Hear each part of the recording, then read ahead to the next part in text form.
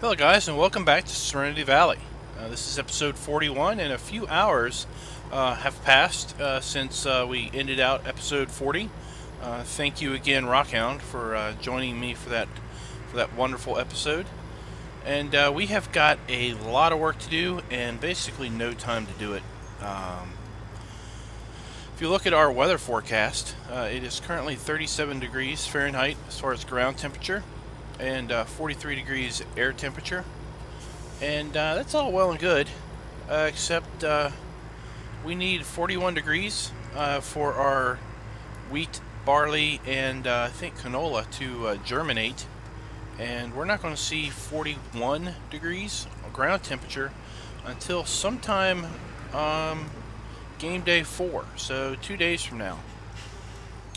And the issue with that is that if we plant things now, it's possible that they will go through a growth state between now and when we are going to and when the temperature gets to the proper germination temperature, that we may have our crops basically wither in the ground before we even get anything sprouted.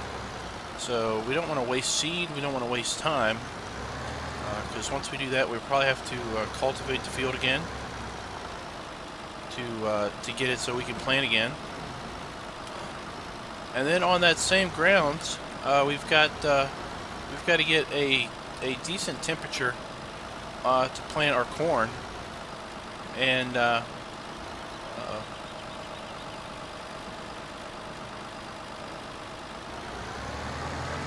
there's a reason why I don't do a lot of pallet work on camera, I'll tell you that. So we've got to get a decent ground temperature for our corn to plant, and that needs, I think, a temperature of 50 to 51 degrees. And we're not going to see that until game day 1 of summer. But come game day 2, right now in the forecast, they're calling it to have a ground temperature of 45.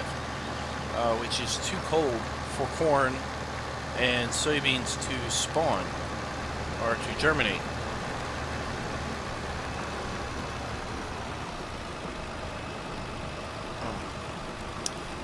I thought I could take another pallet, but it looks like we can't.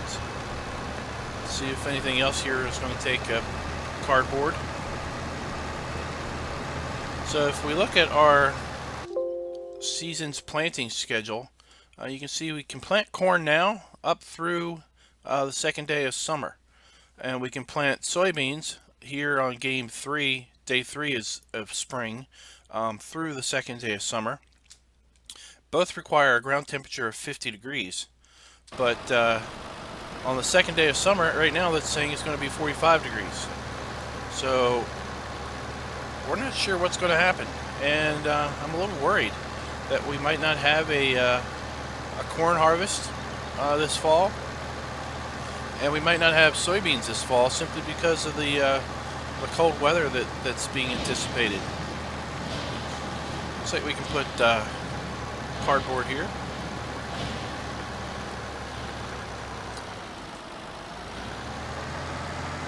So once we finish stocking up some of these factories a little bit, I think we're going to go fertilize field 1. And we're going to go ahead and try to put barley in another field and see if it sticks.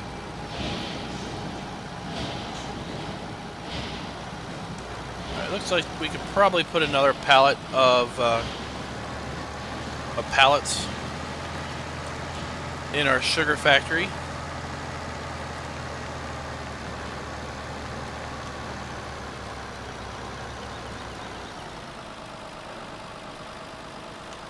See if I can do a better job of lining up on this one.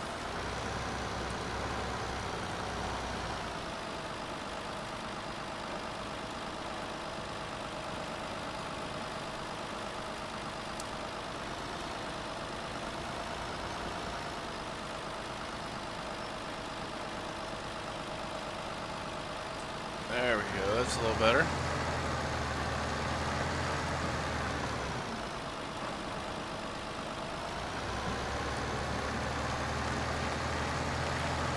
So we're going to try to put in field 13 some barley, and that should conclude the barley planting that we had scheduled or had planned. And that will also close out this game day. So regardless of where we are as far as time, we're going to close out the episode as the last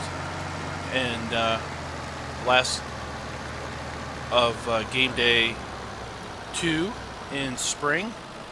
And when we come back for the next episode, we'll be in game day 3, and hopefully our temperatures will be a bit more favorable for planting. And like I said, hopefully that summer day 2 ground temperature will go up. That's got me a bit worried, simply because we are playing 6-day seasons on Serenity Valley here. Hopefully, because I want to do something other than just plant fields for the last 10 episodes.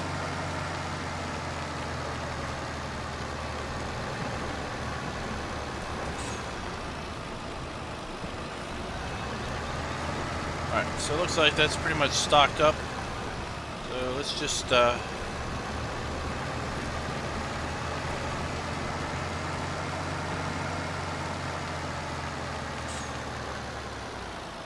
unload things here.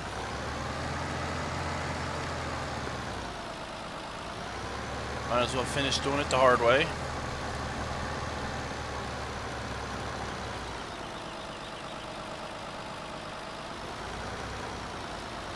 So I hope you guys liked the streaming episode. Hope you enjoyed interacting, those that were on chat with Rockhound.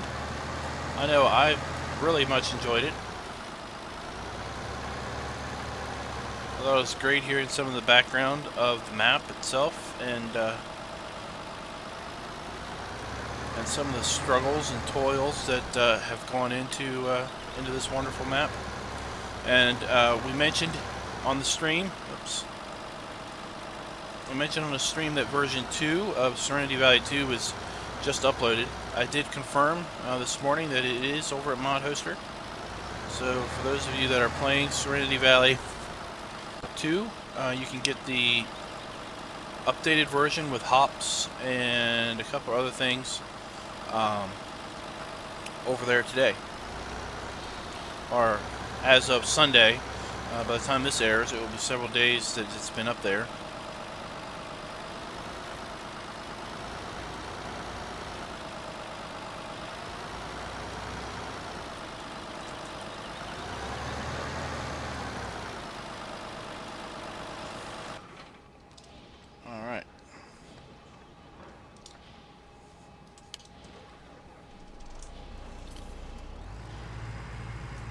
So like I said, I think we're going to fertilize our field 1. That's the field that we had sugar beets in last year. We got that cultivated fairly late in winter, before the ground froze, but we did not manage to put any fertilizer down on the field. So we're just going to run up here, and we used our spray fertilizer for our barley fields yesterday, but we're going to use our liquid or a solid fertilizer for field number 1. That should make very quick work of that field, since it is fairly small. And then we'll come back here and we'll get to our planting.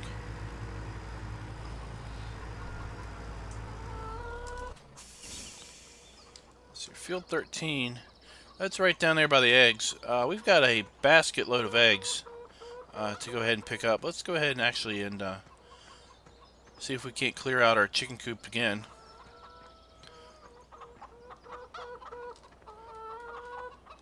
Got a whole ton of eggs here. Let's see. We might actually make a few dollars off of our eggs. We've got 44 eggs that we've collected in the last few days.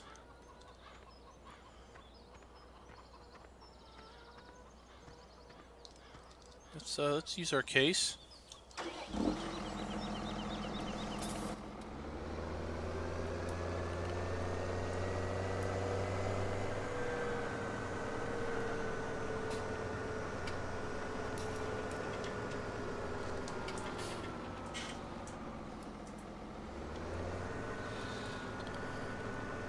So with seasons running at 5x, those eggs are going to accumulate fairly quickly.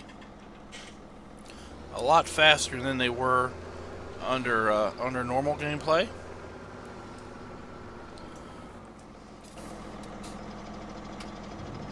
Oh, I am totally not lined up on that.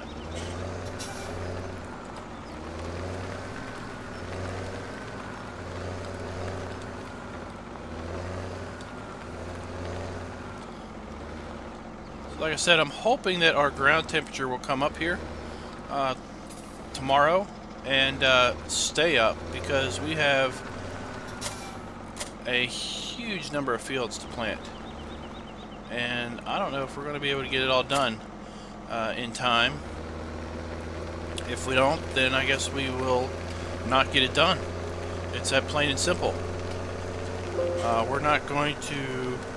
I'm going to stick to 5x speed, come hell or high water, and if we don't get it done, we don't get it done. If we can, then that's great, but there are times when weather just is not favorable for farmers, and that might be just the case here, is that we may have unfavorable conditions and are not able to get our corn in the ground fast enough before we basically lose out on that. And if that's the case, then we may have to look at something else as far as a way to make money. Although we are now in the clear with the bank, so everything we make going forward is pure profit. And I think those industries are going to basically be able to keep us well afloat should we run into issues with our crops. We have a large amount of crop in the ground, or not in the ground, but in our silos, so we should have plenty of grain for our pigs as we maintain our pigs. And you'll notice that when we started seasons, game day 1 of seasons, early spring, and game day 2 of early spring, we didn't sell our pigs, and like we had been doing, and that's because the reproduction level on the pigs with seasons is a little different. And I'll show you that here once we finish fertilizing this field. But basically, with the vanilla game, once you get about 115, 120 pigs, the reproduction on the pigs is about 1 pig an hour. So you can get about 24 pigs per game day. But the issue with seasons is that the same number of pigs, the reproduction is slower. It's like every 2.5 hours. So the number of pigs that we get per game day is lower. And I do know that come the end of spring, pigs will basically stop reproducing. So whatever pigs we have at the end of spring is pretty much the pigs that we'll have for the rest of the year. So I've decided that what we're going to do is we're just going to hold off on sending any pigs to market until the end of spring, and then we'll send whatever pigs we have accumulated above 115. We'll take them down to market in one big batch or a couple batches, depending on if we have more than our trailer will hold. So instead of having a daily pig run, if you will, we're going to have just one pig run in early summer, and that's the pig run for the year. For the rest of the year, that processing plant will basically sit empty and sit idle, unless we should decide to send some sheep or some cows down there. And I don't really know why we would do that, because the cows are going to be providing us regular income through the milk, and we need the cow milk for our dairy products. And the sheep, well, they're just so easy to care for. They don't require very much. We've got a stockpile of hay in the barn for them, so we don't really have to worry about feeding them, other than just dropping a couple bales in there every couple days. So we'll probably just keep the sheep and hope that they really produce the wool come come next spring for whoever takes this farm over. All right. So we've gotten this field up to 1 state of fertilizer. We'll need to get this field up with another state here at some point. I don't want to go in there.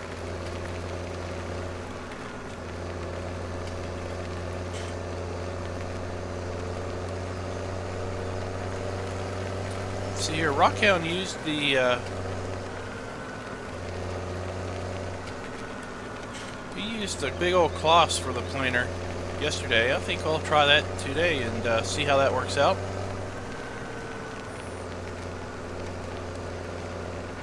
I'm just putting this tractor here because we're going to use Follow Me to have Rick bring that down to us. Carl is now officially off to college.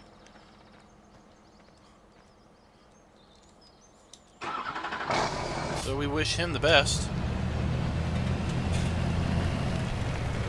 But we won't see him back for quite a while. I think his first break is going to be sometime around game day 4.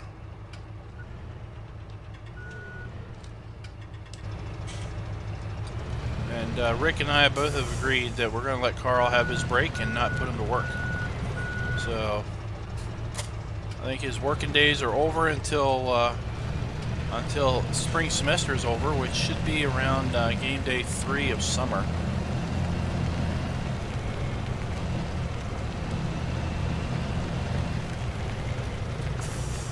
I'm going to go ahead and we're going to go ahead and top off our seed here.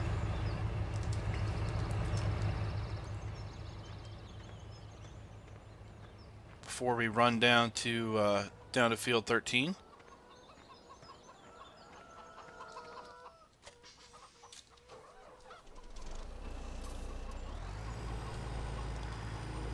So I know I've said it before, but I'll say it again. I really like these road train trucks because the AR road train truck here is about the most versatile semi in the game because you can put it with a rear hitch. You can have it have a 5th wheel like this one does, and it will accept the AR modules. For basically a one truck will do pretty much everything type of a situation.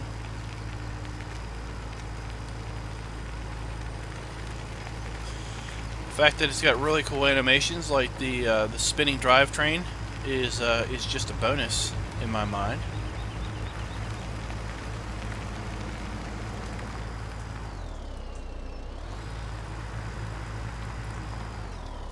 Switch back to our seed.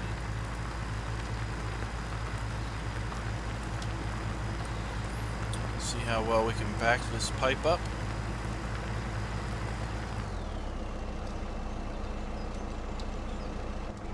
Alright, let's see if we can't get this thing filled up.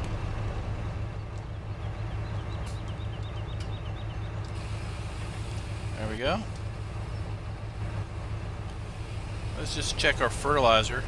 I forget how much we've got in here. We've got plenty in there. We won't need to worry with filling that up.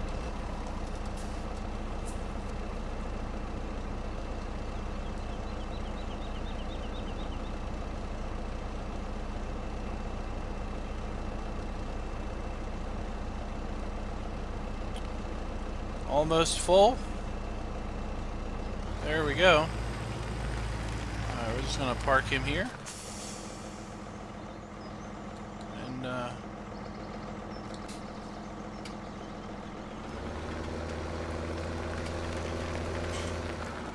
alright.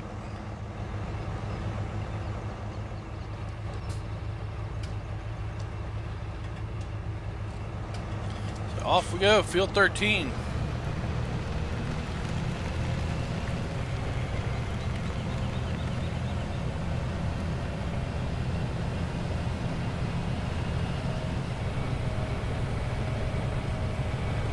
So these first two plantings are pretty much a just kind of a test and more of a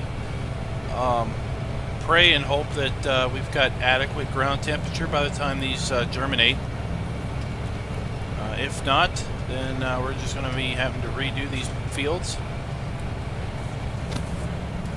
We also have a fair bit of barley in stock, so we may just, if we lose those fields, we may just put oilseed radish in them and just let them sit until fall or late summer, and put in some winter barley in there. So we'll just have to see kind of how things work.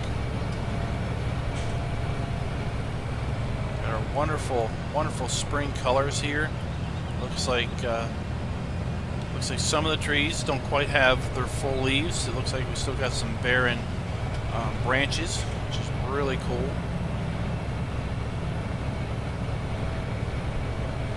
Our grass hasn't quite started to grow again from the knockdown over winter.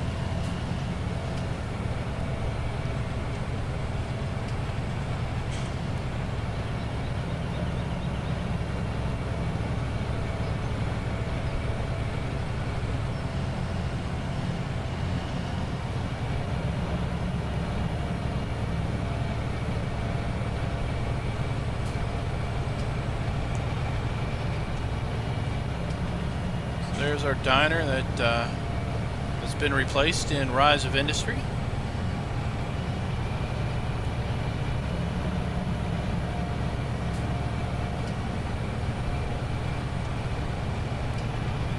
Alright, so Field 13 is just here around the corner.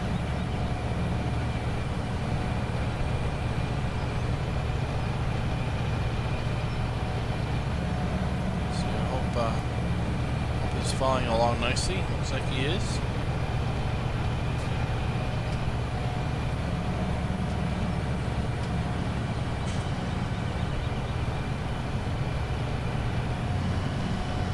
Alright, so we're going to be nice citizens, and we're actually going to use the railroad crossing to get over. This field coming up here, what is it, Field 26? This is another great candidate to be picking up in purchasing at some point, simply because it's right here. It looks like we can join these two fields fairly easily. Let's see what the purchase price of this field is. $450,000 basically for Field 26. And I would dare to buy the darn thing, but with our plant schedule and our temperatures, I don't know if we'll have enough time to plant the fields we've got, let alone to buy some. But we may buy that thing up and put some canola in it toward the end of summer. We'll see how far we get. But like I said, if for some reason fields 2 and 13 fail with respect to the barley germination, then we'll just plant winter barley in there come autumn time and do it that way. Let's go ahead and get this thing fired up. And for fun, I'm going to plant this freestyle. We're not going to use GPS or anything.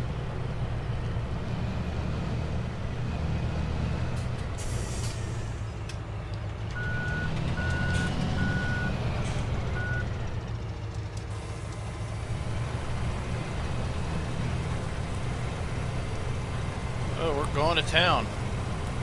I'll be right back with you.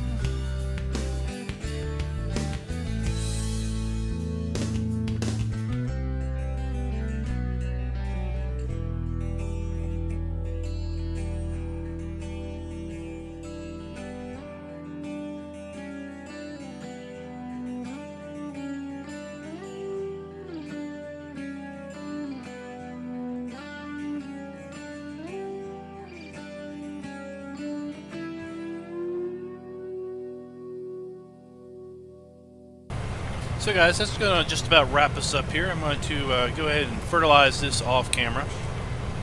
And like I said, we're going to go ahead and move into the third day of spring for the next episode. I want to thank you guys for watching. I want to give a sincere thank you to everyone that is subscribed. I can tell you that my sub count is continuing to climb at a rate for which I figured by now it would start to slow down. So I am ecstatic and more than grateful for everyone that has chosen to click that little subscribe button. If you haven't subscribed though, and you like what you watch, what you're seeing, please go ahead and consider hitting subscribe to get notifications of future content postings. We will be running Serenity Valley through this month, and I think around the early part of August is when we will hit our 50th episode, and that will conclude our series here on this wonderful map. And then we'll be moving over to Slovak Village. I've already started preparing that map and kind of selected the starting equipment and kind of have a plan already worked out for that particular map. So we will be playing that map a little bit different than this one was. This one was pretty heavy in production. We had a pretty big loan and everything to deal with at the outset, but we're not going to have that same situation on Slovak Village.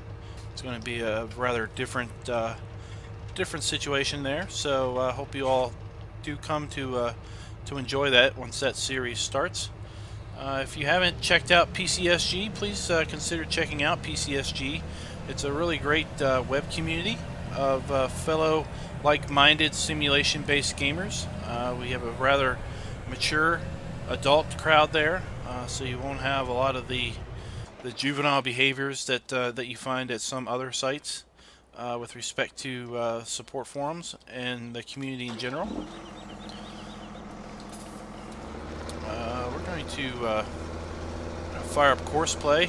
We've got a new version of Courseplay here that's got some pretty cool new features, and we're just going to use that for our fertilizing.